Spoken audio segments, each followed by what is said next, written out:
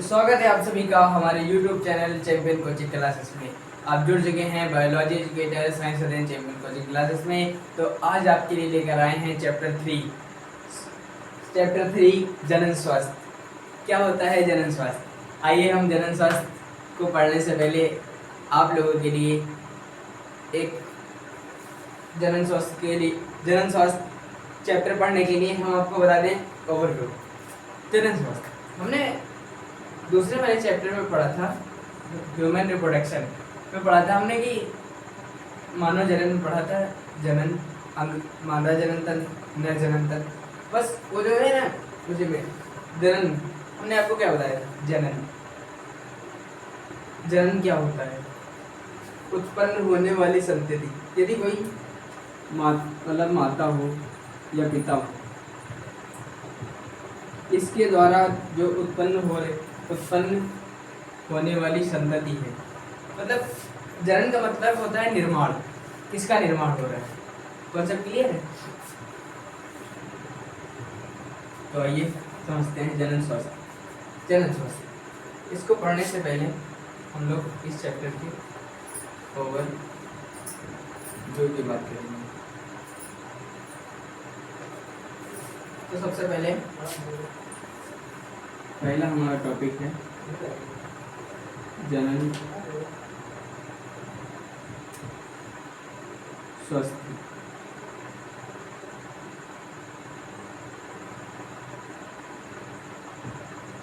जनन स्वास्थ्य क्या होता है? जनन स्वास्थ्य सबसे पहले हम जनन स्वास्थ्य की डिफिनेशन को पढ़ेंगे।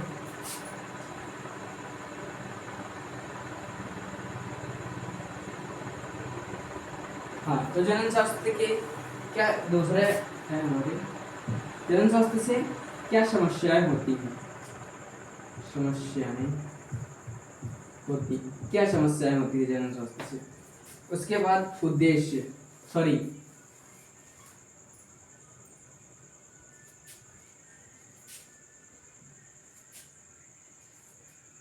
जनन स्वास्थ्य से क्या समस्याएं होती हैं। उसके बाद कार्य नीतियाँ, सरकार के द्वारा कई कार्य नीतियाँ अपनाई जाती हैं इन समस्याओं को रोकने के लिए। इसमें हम क्या उद्देश्य हैं इस समस्या को रोकने के लिए क्या उद्देश्य हैं और क्या कार्य नीतियाँ अपनाई जाती हैं सरकार के द्वारा, इसमें हम पढ़ेंगे। तीसरा टॉपिक है हमारा जनसंख्या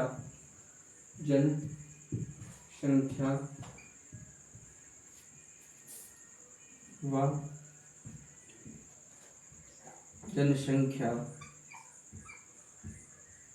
विस्फोट।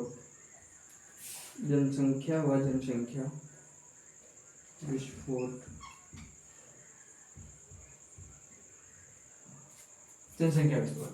अब आपको पता होना चाहिए कि जब जनसंख्या अत्यधिक बढ़ रही है, हमारे देश में जनसंख्या बहुत बढ़ रही है, तो उसे रोकने के लिए सरकार कई उपाय चला रही है। मतलब इसके बाद हम पढ़ेंगे कि इस जनसंख्या विस्फोट को किस माध्यम से हम रोक सकते हैं। तो चौथा टॉपिक होगा हमारा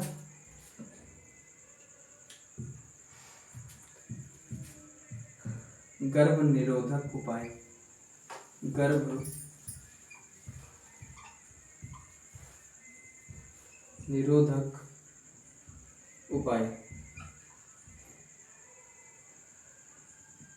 चौथा हमारा टॉपिक है गर्भ निरोधक उपाय। कॉन्सेप्ट। अब गर्भ निरोधक उपाय क्या? जैसे कि गर्भ निरोधक उपाय हमने किसी शिशु, जैसे कि कोई भी महिला है, उसे प्रेगनेंसी जैसे आपकी सरकार इस समय बता रही है कि आपके मतलब 2 शिशु से ज़्यादा शिशु आप नहीं रख सकते, तो इसलिए हमें पढ़ना भी जरूरी है इस चैप्टर को। इसीलिए जनन स्वास्थ्य हमारी एनसीईआरटी की बुक में मेंशन किया गया है। ये चैप्टर पढ़ना हमारे लिए मोस्ट इम्पॉर्टेंट है। Concept clear? तो गर्भ निरोधक उपाय। इसके बाद हम पढ़ेंगे, पांचवा हमारा टॉपिक है संगर्भता का चिकित्सीय समापन, चिकित्सीय समापन, जिसे हम MTP के नाम से भी जानते हैं, इसे हम MTP के नाम से भी जानते हैं, मेडिकल टर्मिनेशन ऑफ प्रेगनेंसी। संगर्भता का चिकित्सीय समापन क्या होता है? संगर्भता का चिकित्सीय समापन हम आपको शॉर्ट में बता रहे हैं। जैसे कोई महिला संगर्भता महिला हो गई है, ठीक है, अब कोई पुरुष उस बच्चे को जन्म नहीं देना चाह रहा है, तो MTP के माध्यम से उस संगर्भता को चिकित्सीय समापन के द्वारा समाप्त कर दिया जाता है। कॉन्सेप्ट क्लियर है? ये हमारा 5वां टॉपिक था। 6ठा टॉपिक है, 6ठा टॉपिक है यौन संचारित रोग। यौन संचारित रोग क्या होते हैं, किस प्रकार से फैलते हैं, क्या होते हैं यौन संचारित रोग, किस प्रकार से फैलते हैं, कौन कौन से होते हैं, इस सब के बारे में हम पढ़ेंगे यौन संचारित रोग में। और इस चैप्टर का लास्ट टॉपिक और सबसे मोस्ट इम्पोर्टेंट टॉपिक बंध्यता। बंध्यता क्या होती है? बंध्यता कॉन्सेप्ट क्लियर है? तो आप स्क्रीनशॉट कर लीजिए। वो जो छोटे छोटे टॉपिक हैं उसको हम नहीं बता रहे हैं, ये जो बड़े बड़े टॉपिक हैं ये आपको बता रहे हैं हम, ठीक है। आप स्क्रीनशॉट कर लीजिए। इसके बाद हम डेफिनेशन बताते हैं आपको जनन स्वास्थ्य की, क्या होती है डेफिनेशन। हो गया स्क्रीनशॉट? तो आइए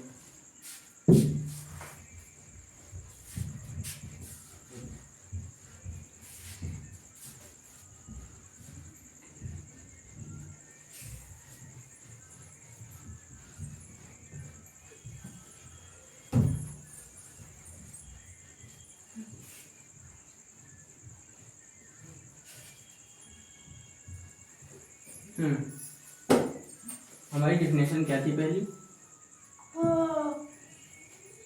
जनन स्वास्थ्य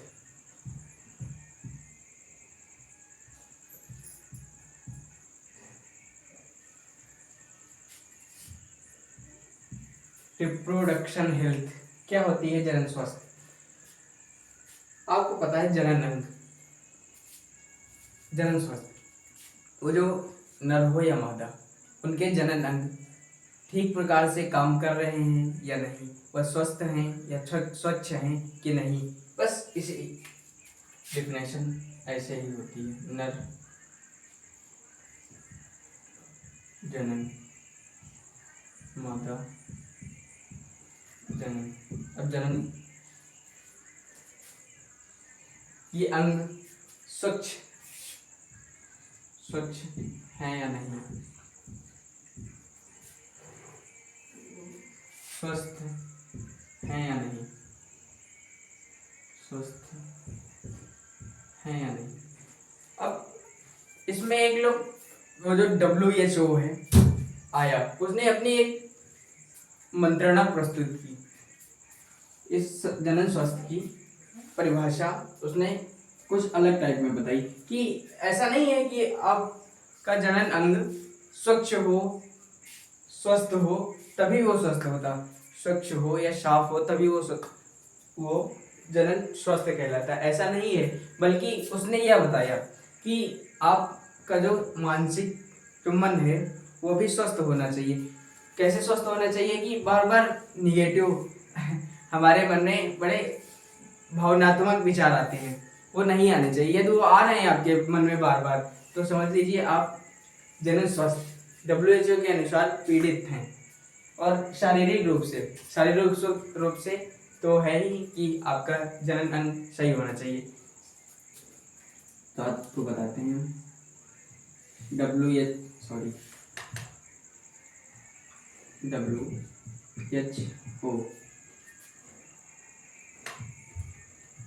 वर्ल्ड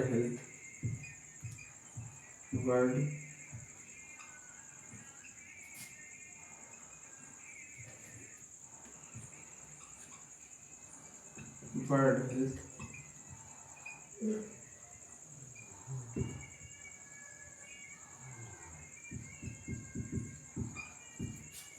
वर्ल्ड हेल्थ ऑर्गेनाइजेशन या विश्व स्वास्थ्य संगठन की परिभाषा के अनुसार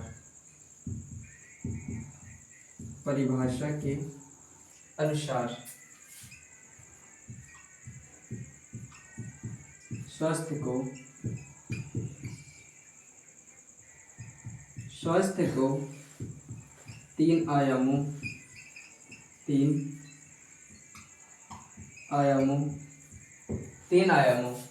यानी कि तीन भागों में निर्धारित किया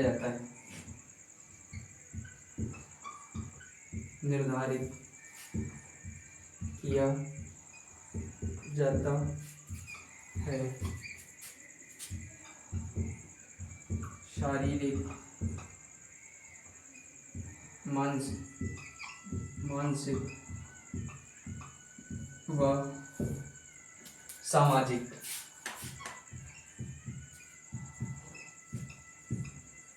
आपका जो वर्ल्ड हेल्थ विश्व स्वास्थ्य संगठन है वो ये बताता है कि स्वास्थ्य को तीन आयामों शारीरिक, मानसिक व सामाजिक के आधार पर निर्धारित किया जाता है।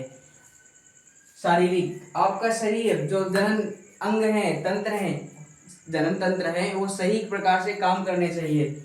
जैसे कि मादा में अंडाशय है वो सही प्रकार से परिपक्व होना चाहिए। गर्भाशय में कोई गड़बड़ी नहीं होनी चाहिए। और जो नर्वे हैं, जैसे शुक्रवाहिनियाँ हैं, शुक्राणु का निर्माण अच्छे प्रकार से हो रहा हो और शुक्राणु समय से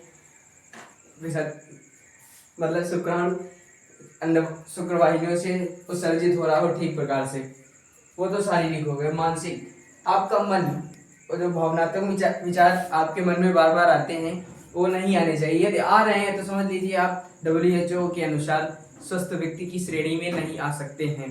कॉन्सेप्ट क्लियर है। और तीसरा, शारीरिक, मानसिक व सामाजिक रूप से आपका व्यवहार कैसा है, आपका समाज में व्यवहार। यदि आपका व्यवहार समाज में सही नहीं है तो आप जनन स्वास्थ्य की श्रेणी में नहीं आ सकते हैं। इसीलिए WHO या विश्व स्वास्थ्य संगठन की परिभाषा के अनुसार स्वास्थ्य को तीन आयामों में निर्धारित किया जाता है। नंबर 1 शारीरिक, नंबर 2 मानसिक, नंबर 3 सामाजिक। इस प्रकार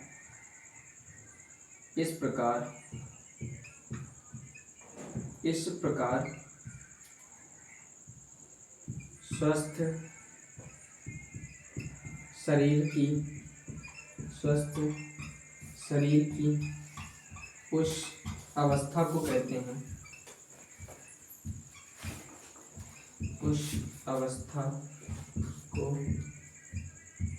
कहते हैं जिसमें मानव शरीर